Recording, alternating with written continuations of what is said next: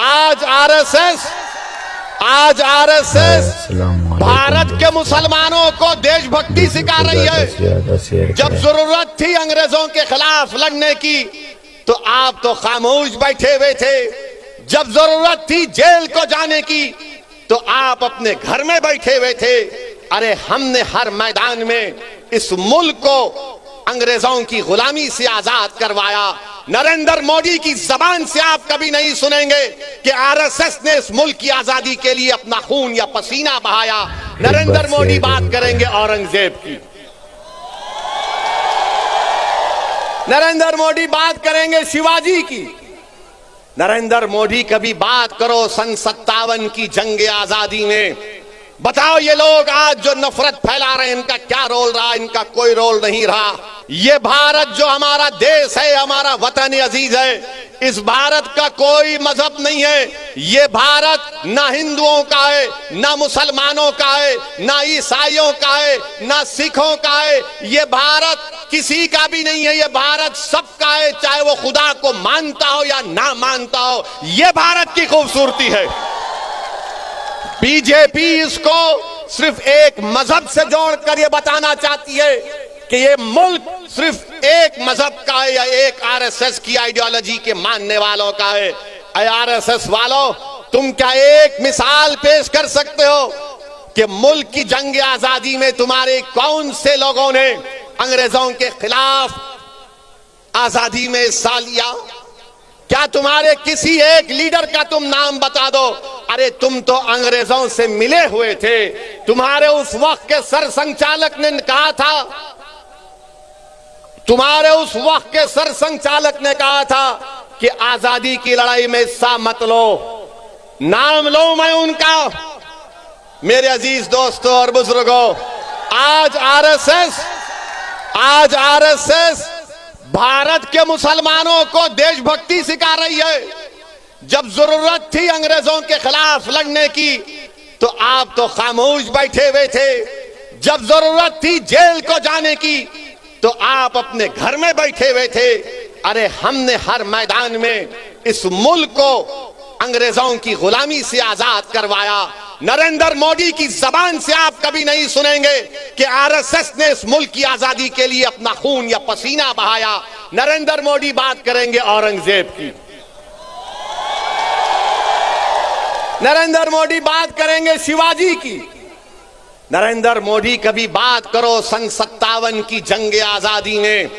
बताओ ये लोग आज जो नफरत फैला रहे हैं इनका क्या रोल रहा? इनका कोई रोल नहीं रहा।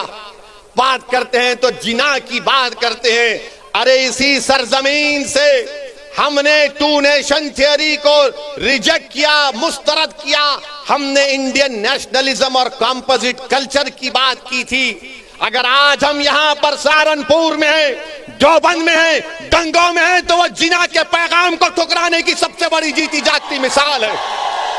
मगर इनको सिर्फ जिना याद आता है। मेरे अजीज दोस्तों और बुजुर्गों, एक और धर्म संसद हुआ छत्तीसगढ़ में।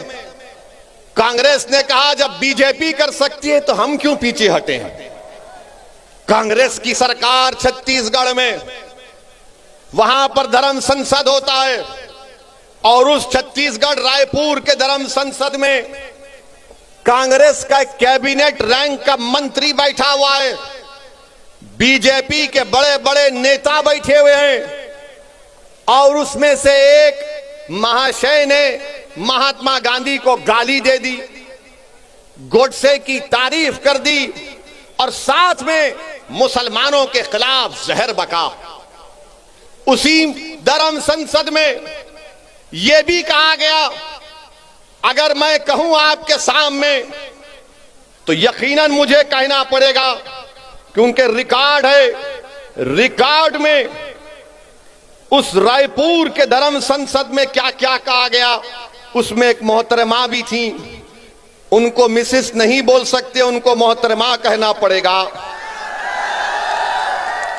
मैडम ने कहा